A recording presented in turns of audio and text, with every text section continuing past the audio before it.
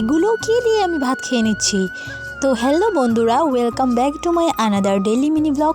তো কাল আমি তোমাদের একটা ভিডিও দিয়েছিলাম, ওটাতে বলেছিলাম যে আমরা পাহাড় থেকে খারগন কচু তুলেছিলাম, আর রেসিপিটা তোমাদের অন্য একটা ভিডিওতে দেবো বলে বলেছিলাম। তো আজকে চলো এই রেসিপি ভিডিওটা তোমাদের সাথে শেয়ার করি। প্রথমে যেটা করতে হবে, খারগনের যে ডাটাগুলো রয়েছে ওগুলোকে সুন্দর করে পিস পিস করে কেটে নিতে হবে। তার সাথে নিতে হবে তোমাদের পেঁয়াজ, রসুন আর তার সাথে আদা।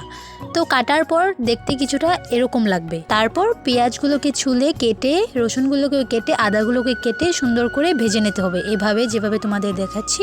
তারপর দিয়ে দেবে খারগনগুলোকে, আর তার সাথে দিয়ে দেবে তোমরা হলুদ গুঁড়ো, আর কিছুটা দিয়ে দেবে নুন। আর এগুলো দেওয়ার পর সবগুলোকে সুন্দর করে এভাবে ভেজে নেবে। এই যে, আর কিছু দেওয়ার দরকার নেই, সুন্দর করে এখন জাস্ট ভাজতে হবে। ভাজার পর যখন এগুলো দেখতে ঠিক এরকম হবে তখনই তুলে নিতে হবে, আর শিলনোড়ায় দিয়ে এগুলোকে এখন বেটে নিতে হবে। এই সমস্তটা রান্না আমার দিদি করেছিল, আর আমি শুধু ভিডিও করেছিলাম। আর ভিডিও কোয়ালিটি তো ভালো নয় কেন জানো, তোমাদের বলছি। ওই দিন যে ওদের বাড়িতে গিয়েছিলাম, রাত্রে হয়েছিল ঝড় তুফানে, তারপর কারেন্ট কেটে দিয়েছিল, যার জন্য আমার মোবাইলটা সুইচ অফ হয়ে যায়। তারপর এগুলো ভিডিও সব আমি দিদির মোবাইলেই করি, তার জন্য ভিডিওটা বেশি ক্লিয়ার হয়নি।